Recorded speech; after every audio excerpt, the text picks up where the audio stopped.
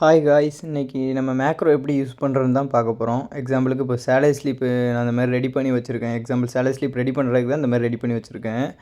Example account number, IFSC கோடு இந்த 4த்தையும் மட்டும் எனக்கு ஃபஸ்ட்டு இது மட்டும் இந்த மாதிரி வந்துட்டு எனக்கு மிச்சம் இருக்கிற 4 example PF number, UA number 2வது பார்ட்டில் வரணும். ஒரே எம்ப்ளாயி தான், சேம் எம்ப்ளாயி தான், அதோடது கீழே வரணும்.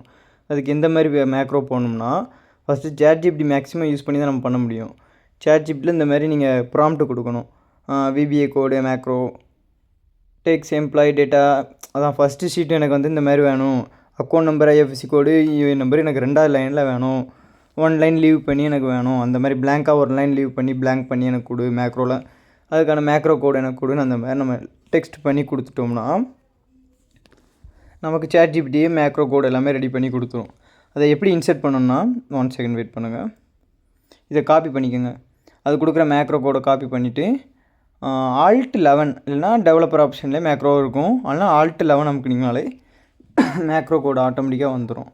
அதில் இன்செட்டில் போய் மாடியூல்ஸில் கொடுத்து நீங்கள் Ctrl V கொடுத்தீங்கன்னா அதை பேஸ்ட் பண்ணிட்டு மேலே அந்த பாஸ் பண்ணுற மாதிரி ஐக்கான் இருக்கும்.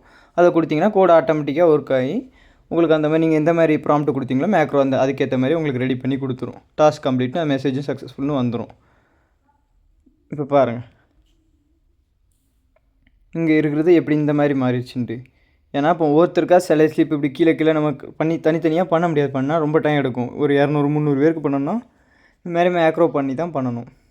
அதுக்கடுத்து அலைன்மெண்ட் எல்லாமே செட் பண்ணிட்டு நீங்கள் அதுக்கேற்ற மாதிரி A4 ஷீட்டில் பிரிண்ட் எடுத்து கட் பண்ணி கொடுத்துக்கலாம் எம்ப்ளாய்க்கு பே ஸ்லிப்பு. இந்த மாதிரி தான் எங்கள் கம்பெனியில் கொடுத்துட்ருக்கோம். புரிஞ்சிருக்கும்னு நினைக்கிறேன். Okay guys, thank you guys. கொஞ்சம் ஸ்பீடாக பேசியிருப்பேன் காய்ஸ், எதுவும் நினச்சிக்காங்க. கொஞ்சம் ஸ்லோ பண்ணி பார்த்துக்கோங்க, உங்களுக்கு புரியும்.